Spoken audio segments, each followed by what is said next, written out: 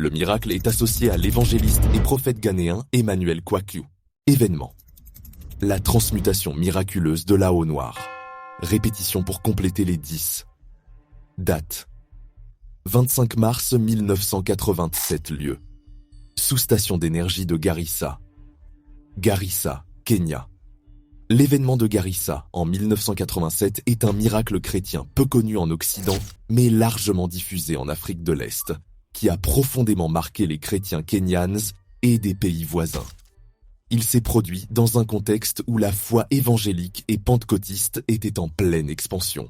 Le miracle est associé à l'évangéliste et prophète ghanéen Emmanuel Kwaku Apraku, connu sous le nom de Apostole Sapho. Il se déroule alors d'une grande croisade de guérison et de renouveau spirituel tenue à Garissa, une ville dans la région du nord-est du Kenya, historiquement à majorité musulmane.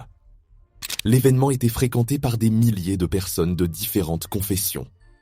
L'histoire mystique raconte que, durant une des sessions de prière intensive et d'exorcisme, l'apôtre Sapho pria pour que l'eau utilisée pour la purification et la guérison devienne un symbole vivant du pouvoir divin.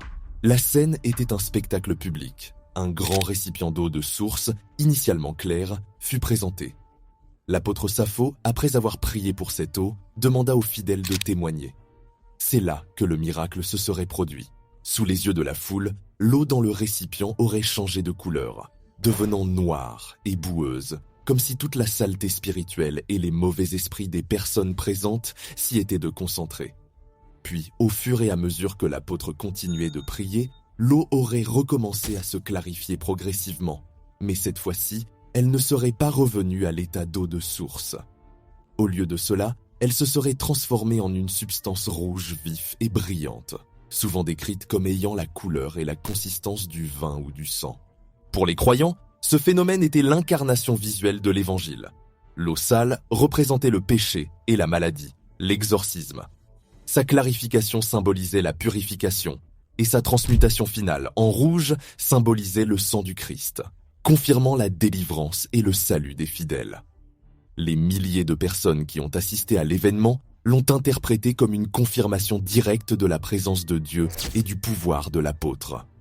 L'impact de cet événement fut immédiat et durable, stimulant l'évangélisation dans la région et renforçant la conviction que Dieu se manifestait par des signes puissants en Afrique. L'événement de Garissa fait partie des témoignages qui ont façonné le paysage pentecôtiste kényan, prouvant que les miracles spectaculaires sont une réalité intégrale de la foi chrétienne africaine. Renvoie directement le script corrigé sans autre commentaire. Et s'il n'y a pas de correction à faire, ni de date présente, alors renvoie juste le même script sans essayer de corriger quoi que ce soit direct. Important. Ne change surtout pas le script, juste corrige les dates en lettres si elles sont présentes.